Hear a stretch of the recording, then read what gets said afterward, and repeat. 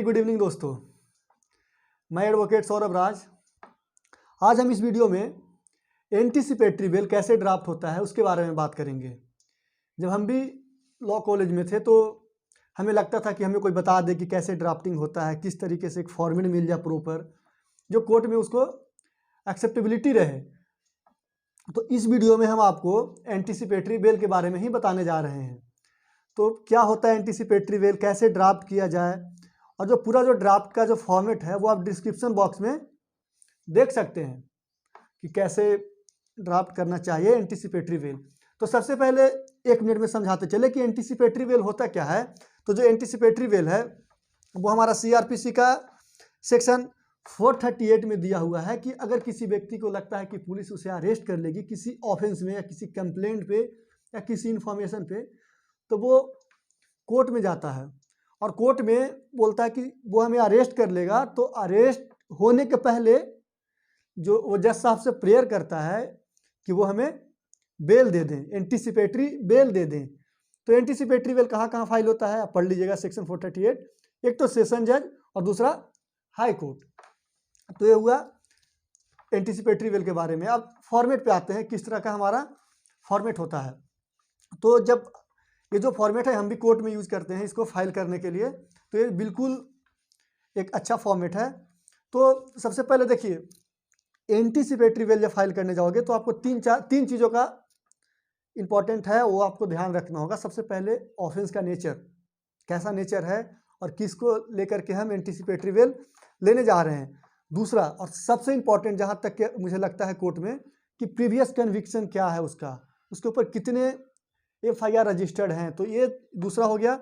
और तीसरा ये है कि ये बंदा क्या उस कंडीशन में है, आपको जज को सेटिस्फाइड करना होगा कि बाहर जाने के बाद जो एविडेंस है उसके साथ छेड़छाड़ नहीं करेगा। उसके बाद अगर जज आपके बातों से सेटिस्फाइड होंगे तो आपको एंटीसिपेटरी बेल दे देंगे। उसमें कुछ कंडीशन लगाएंगे जो उन्हें लगेगा कि ये कंडीशन है, आपको इस कंडीशन पे एंटीसिपेटरी बेल आपको दिया जा रहा है। तो आते हैं फॉर्मेट में। आप अपना जो डिस्क्रिप्शन बॉक्स है इस वीडियो का उसको खोल लीजिए।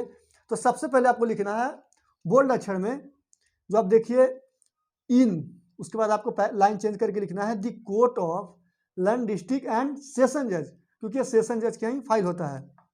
और उसके नीचे आपको लिख देना है डिस्ट्रिक्ट का नाम, ठीक है।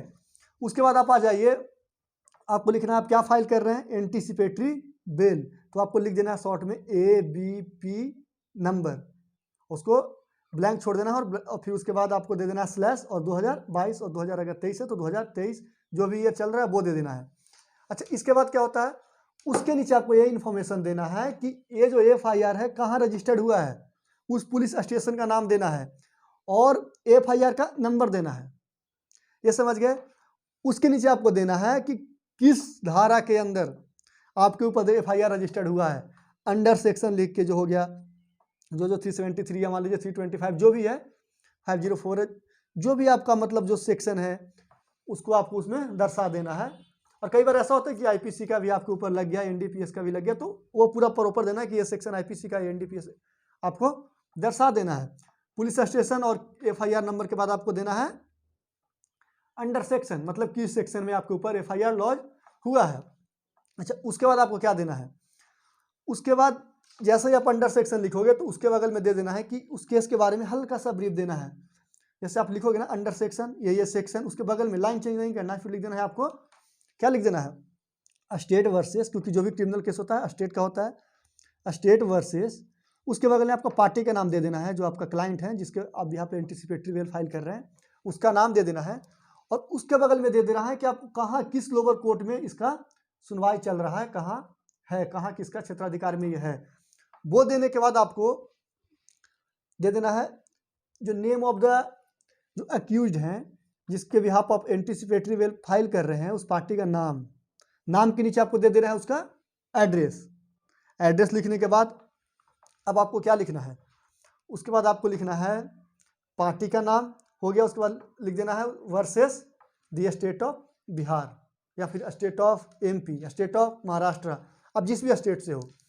इसको लिखने के बाद आपको एक छोटा सा 3-4 सेंटेंस का लिखना पड़ेगा नीचे कि the humble anticipatory bail petition filed on the behalf of the petitioner named above under section 438 of CRPC। ये लिख देना है। ये जैसे ही आपका एक पेज फिनिश हो जाएगा उसके बाद आपको क्या लिखना है, ये लिखने के बाद आपको लिख देना है। आप डिस्क्रिप्शन बॉक्स खोल के जब इस वीडियो को देखोगे तो आपको ज़्यादा और बेटर समझ में आएगा कि इसको किस तरह से करना है। और हम साइड में फ़ोटो लगा भी देंगे, जो बेल का जो ये एप्लीकेशन है उसका एक फ़ोटो क्लिक करके, ताकि आप अच्छे से बेहतर समझ सको। उसके बाद आपको दे देना है मोस्ट रिस्पेक्टफुली सो बीट। इसको हम लोग शॉर्टकट में जब टाइप करवाने देना होता है तो MRS लिख देते हैं, तो वो जो टाइपिस्ट है वो समझ जाते हैं, उनका रोज़ का यही काम है। ठीक है, ये लिख दीजिए। उसके बाद अब आपका ड्राफ्टिंग का कहानी शुरू होता है। वहाँ तक आप क्या दे रहे थे, उसका मतलब दे रहे थे कहाँ फाइल करना है, कहाँ फाइल हुआ, किस सेक्शन के अंदर हुआ। ठीक है, अब आप आइए, सबसे पहले जब आप केस फाइल करते हैं तो कई बार देखते हैं कि कोई भी चीज़ आप लिखो, जब भी आप क्रिमिनल केस खास करके देखते हो तो उसको एक कहानी बना दीजिए। सबसे पहले अपने माइंड में एक कहानी सेटअप कर लीजिए और उसके आधार पे जो आप ड्राफ्ट जब केस करोगे तो इस चीज़ को ध्यान रखिए। जब कहानी बनता है तो क्या होता है, सबसे पहले कहानी का शुरुआत होता है, फिर मिडिल पक्ष आता है उसका, फिर दोनों का पक्ष सुना जाता है, फिर आप जिसके तरफ से उसका ही पक्ष रखोगे, उसके बाद कंक्लूजन पे आ जाता है। ऐसा नहीं है कि पहले ही लिखना शुरू कर दे कि हम तो साहब निर्दोष हैं, ये हैं वो है, नहीं। सबसे पहले आपको इंट्रोडक्शन देना है। इंट्रोडक्शन में आपको क्या लिखना है, डैट, वो तो हर पैरा में आपको डैट लगाना है। That this is an application for grant of anticipatory bail on the behalf of the petitioners. उसके बाद आपको उसका नेम लिख देना है, नेम के बगल में पुलिस स्टेशन लिख देना है, फिर अंडर सेक्शन लिख देना है। ठीक है, उसके बाद नेचर ऑफ द ऑफेंस दे देना है कि अवेलेबल है या नॉन अवेलेबल है। ठीक है, उसके बाद फिर आपको लिख देना है the petitioner have apprehend arrest in the hand of the police, hence the bail petition is being filed. ये आपका पहला होगा, पहला ये हो जाएगा आपका पैरा। दूसरा में आपको क्या लिखना है, दूसरा में आपको देना है जो हम आपको पहले कंडीशन में बता रहे थे कि क्या देना होता है। लेकिन दूसरा में जैसे आप पॉइंट दूसरा में आप लिख दीजिए द ईयरलियर। आपको बताइए कि जो अब जो एंटीसिपेटरी बेल है ना वो कहीं और फाइल नहीं है। आपको अपना जो एंटीसिपेटरी बेल के एप्लीकेशन के बारे में बताना होगा कि नहीं, इस जो है सिर्फ आप ही की सुना जा रहा है, ना हाई कोर्ट में कहीं है ना कहीं और पेंडिंग है आपके अलावा। तो वही दूसरा लाइन आपको लिखना होता है दूसरा पैरा में, that earlier on the behalf of the petitioner neither anticipatory और regular bail petition has been filed either before the land court or before the honorable high court, high court जिस state का रहेगा, not the same is pending anywhere else. ये आपको लिख देना है। अच्छा, थर्ड जो हम आपको बताया था कि सबसे इंपॉर्टेंट और क्रिटिकल रोल प्ले करता है किसी भी बेल को जब आप लेने जाओगे, किसी भी बेल एप्लीकेशन को आप फाइल करने जाओगे, जब आपको बेल मिलेगा तो बहुत क्रिटिकल जो उसका कन्विक्शन क्या है, प्रीवियस कन्विक्शन, तो वही आपको डाल देना है। द पटिशनर अगर नहीं है तो नहीं, द पटिशनर है नो क्रिमिनल हिस्ट्री। और ये नहीं कि मतलब है भी तो आप लिख दोगे कि इसका नहीं है, ये नहीं, क्योंकि वो आता है, वो थाने से मांगते हैं। तो ये सब चालाकी मतलब मत करने का सोचिएगा। फिर आपका चौथा पैरा क्या आता है, चौथा पैरा में आपको देना है फैक्ट के बारे में आपको देना है। फैक्ट क्या होगा, जो FIR में है, जो FIR में दिया गया है। चौथा में आपको लिख देना है that the story is in short, और जो FIR में उसको आप ट्रांसलेट करके छोटा बना दो कि ये साहब FIR में कहा गया है, उसको आपको चौथा पैरा में लिख देना है। वो जब आप लिख दोगे तो अब उसको लिखने के बाद कि भाई उसमें क्या लिखना है भी बता देता हूँ। उसमें ये आपको लिख देना है कि ये फैक्ट है, इतना बजे ये लाठी से डंडा से इसको मारा, इतना बजे यहाँ एडमिट हुआ। इसके बाद ये आपका जो पूरा जो FIR का फैक्ट है उसको उसमें ज़्यादा दिमाग नहीं लगाना, उसको आपको लिख देना है शॉर्ट में करके। उसके बाद आपको आ जाना है फिफ्थ पॉइंट में। फिफ्थ में आपको क्या लिखना है, अब आपका होता है असली आर्गूमेंट स्टार्ट। वहाँ तक जो था वो तो आप बता दिए, फिफ्थ में आपको अपना आर्गूमेंट देना है। फिफ्थ में आप लिख दीजिए कि that the petitioner are innocent and they have not committed any offence and the petitioner have falsely been implicated in this case. मतलब हमारे पटिशनर जो इस केस के हैं उनको गलत तरीके से फंसाया गया है, वो है नहीं जो इसमें FIR में जो रजिस्टर्ड किया गया है सेक्शन एंड ऑफेंस, वो किए नहीं है, उन्हें फंसाने की कोशिश की जा रही है। अब आपको आर्गूमेंट तो देना है। फिर आपको 6 में अब आपका आर्गूमेंट नंबर 2 दूसरा आपको लिख देना है that there is a general and vague allegation. Vague मतलब होता है अस्पष्ट, मतलब जो एलिगेशन लगाया गया है FIR में वो क्लियर नहीं है, वो फंसाने के नियत से लगाया गया और जनरल जो हर किसी में यूज होता है। तो वही लिखना है 6 में, that there is a general and vague allegation against the petitioner and no any clear allegation against the petitioner. अगर FIR में नहीं है क्लियर एलिगेशन तो आपको लिख देना क्लियर एलिगेशन नहीं है, नहीं तो चेंज होते रहते हैं। तो अब आप आ जाइए 7 में। अब 7 में आप आर्गूमेंट दे दिए। अब इसमें आपको लिखना है, जो ये जब 2 पॉइंट दे दोगे तो आपको मतलब अब अपना आपका रियल आर्गूमेंट उतारना है। ये नहीं है कि जो फर्स्ट एक ही पॉइंट में सब कुछ जो था वो ला के रख दिए, तो वो नहीं, वो खराब हो जाता है। धीरे धीरे सस्पेंस बना के रखना जरूरी है इस केस में, मतलब जो भी क्रिमिनल केस होता है उसमें सस्पेंस बना के रखना जरूरी होता है, और धीरे धीरे जो होता है अपना पॉइंट। अब इसमें आपको रियल बचाव पक्ष रखना है पूरा, कि अब क्यों नहीं है, अब तो बोल दे कि भाई ये वेग है, झूठा है, अस्पष्ट है, फोल्सली इम्प्लीकेटेड है। अब आपको बताना होगा ना, अपना आर्गूमेंट तो रखोगे ना, बात तो रखोगे ना कि क्यों गलत है, तो आपको रख देना इसमें। जैसे जो आपको रखना, जैसे कि स्टार्ट कर देना, that is in fact neither petitioner nor other co-accused having assaulted information. मतलब जिस तरह से एलिगेशन है, आपका जो भी आर्गूमेंट है बचाव के लिए वो इसमें डाल देना है, ठीक है। अब आता है ध्रुव का इक्का। इसको हम लोग ध्रुव का इक्का यूज करते हैं, इसलिए ये अगर हो गया साहब तो बेल मिलना ही मिलना है। जैसे मान लीजिए 4 एक्यूज हैं, उसमें 2 को बेल मिल गया है, सेम केस में, सेम एलिगेशन, सेम चार्ज, तो ये 2 को मिलेगा ही मिलेगा।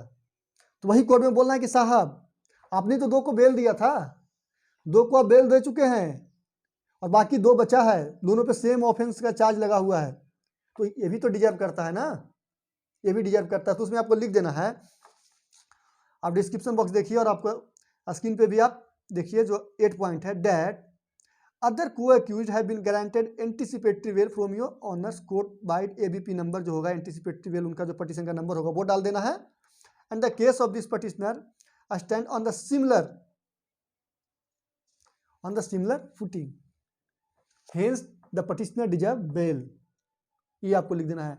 हाँ, पर ये जो पॉइंट है ये नहीं है कि जरूरी लिखना है अगर बेल मिला होगा तो, मतलब होता है ना कि 4-5 एक्यूज हैं तो 1-2 को मिल गया, 2 को नहीं मिला, तो अगर नहीं मिला है, किसी को नहीं मिला तो ये पॉइंट लिखने का जरूरत नहीं। इतना तो आप लॉ कर रहे हो तो जानते ही हो, आप लोग सब स्मार्ट और इंटेलिजेंट लोग हो।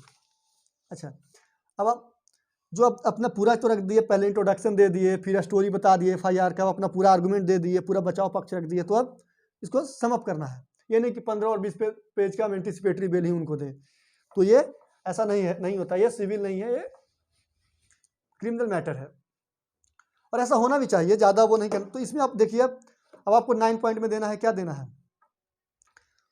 कि साहब आप हमको बेल दे दीजिए। क्यों दे दीजिए कि आपका जो 438 में जो कंडीशन दिए हुए हैं ना, कि टेम्परिंग नहीं करेंगे एविडेंस के साथ, जो भी कंडीशन आप दोगे ओबे करेंगे, तो वही ये बोलता है। इसमें आपको लिख देना that the petitioner are ready to obey the terms and condition as laid down under section 438 of CRPC। जो 438 में आप टर्म एंड कंडीशन दिए हो वो हम मानने के लिए तैयार हैं। अब जो भी कंडीशन लगा दो, जो भी इम्पोज कर दो, जो कि मेरे क्लाइंट के हित में हो, आप लगाइए, लेकिन इन्हें अरेस्ट होने से बचाइए। अब 10वां पॉइंट आ जाइए। 10वां आप लिख देना है कि साहब वो कंडीशन तो लगा दोगे, ठीक है, हम मानने के तैयार हैं, ये भी हम मानने को तैयार हैं कि आप मेरे ऊपर जो भी रीजनेबल अमाउंट ऑफ श्योरिटीज आप मानोगे अपने the satisfaction of the court के लिए, वो भी हम देने के लिए तैयार हैं, जो भी आप हमसे श्योरिटीज ले लीजिए। वही लगा देना है। 10 पॉइंट में आपको लिख देना that the petitioner are ready to furnish the reasonable amount of the sureties to satisfaction of the court, ये लिख देना है। अब आपका जो हो गया ड्राफ्टिंग खत्म। अब नीचे आपको प्रेयर लिख देना है। उसके बाद आपको प्रेयर लिख देना है। प्रेयर में किस तरह से लिखना है, हर किसी का अलग अलग लैंग्वेज होता है, अलग अलग स्टाइल होता है लिखने का। जो मैं लिखता हूँ वो आपको बता रहा हूँ किस तरीके से हम बेल पटिशन एंटीसिपेटरी बेल का लिखते हैं। और जो प्रेयर अलग अलग तरीके से लिखते होंगे, पर सबका फॉर्मेट और जो मीन्स होता है, मीनिंग होता है, वो सेम ही होता है। तो आपको लिख देना है प्रेयर में कि it is therefore pray that your honour may be pleased to allow the petitioner on anticipatory bail in either in the event of arrest by the police or in the event of the surrender before the lower court। ये बोलता है क्या तो arrest से बचा लीजिए, या फिर ये बोलिए हम लोअर कोर्ट में सरेंडर कर देते हैं, आप उन्हें एक ऑर्डर दे दीजिए कि साहब ये सरेंडर करता तो इसको बेल दे दीजिए। ये प्रेयर हो गया। And for him the petitioner shall ever pray, ये आपका जब प्रेयर खत्म हो गया उसके बाद आपको एक सर्टिफिकेट लगाना होता है। भाई जो आप बोल रहे हो, जो आप आर्गूमेंट रख रहे हो, कैसे आप जान गए, हवा हवा में जान गए क्या? क्लाइंट ही तो बताते हैं ना कि सर ऐसे ऐसे मेरे साथ हुआ है, तो उसका एक सर्टिफिकेट लगाना होता है और उस पर क्लाइंट सिग्नेचर करता है। तो सर्टिफिकेट का भी हम फॉर्मेट लगा देते हैं, तो बहुत ईजी है, हर कोई जानते हैं। उसमें आपको लिख देना this is to certify that early behalf of the petitioner neither anticipatory or regular bail petition has been filed either before this land court or before the honorable high court, nor same is pending anywhere else. The content of this bail petition from para 1 to जो अभी आपका जितना para है, मेरा इसमें 10 है तो मैं आपको 10 बता देता हूँ। 10 are the true to the best of my personal knowledge। उसके बाद एडवोकेट का इसमें होता है सिग्नेचर और डेट, एंड डेट के नीचे कोर्ट का नाम, एड्रेस। ठीक है, ये होता है एक एंटीसिपेटरी बेल का फॉर्मेट। दोस्तों जब हम भी पढ़ते थे, जब हम भी एक स्टूडेंट थे, तो हमें भी लगता था बहुत टफ है, क्या करना होता। नहीं, आप एक चीज़ जब इसमें घुस जाओगे ना, जब प्रैक्टिकली, तो आपको लगेगा ये सब तो ईजी है, क्रिमिनल में कोई ड्राफ्टिंग है ही नहीं। ये नहीं कि बहुत ईजी है, जब आप प्रैक्टिस करोगे तो आपको लगेगा क्रिमिनल में कोई उस तरह का ड्राफ्टिंग है नहीं, जितना हम लोग मतलब कॉलेज में जब हम भी थे तो टेंशन लेते थे। तो ये आपका एंटीसिपेटरी बेल का एक फॉर्मेट हो गया। इसके बाद हम नेक्स्ट वीडियो में रेगुलर बेल, डिफॉल्ट बेल, हर ये सब बेल का जो फॉर्मेट होगा वो हम चाहेंगे कि जब भी टाइम मिले तो आपको अपलोड कर। देखिए अभी हम मतलब कोर्ट से आए हैं और सोचे कि क्यों ना एक एंटीसिपेटरी बेल ही लिख रहे थे, उनको मतलब एंटीसिपेटरी बेल फाइल करना है, तो सोचे क्यों ना बता दिया जाए लोगों को कि एंटीसिपेटरी बेल का फॉर्मेट किस तरीके का हो सकता है। ये नहीं कि जो हम आपको बताएं यही होगा, ये ब्रह्मा विष्णु महेश भगवान का लिखा हुआ है कि ये जो हो गया यही नहीं, एक आपको फॉर्मेट बताएं किस वे में होता है। चलिए, थैंक यू।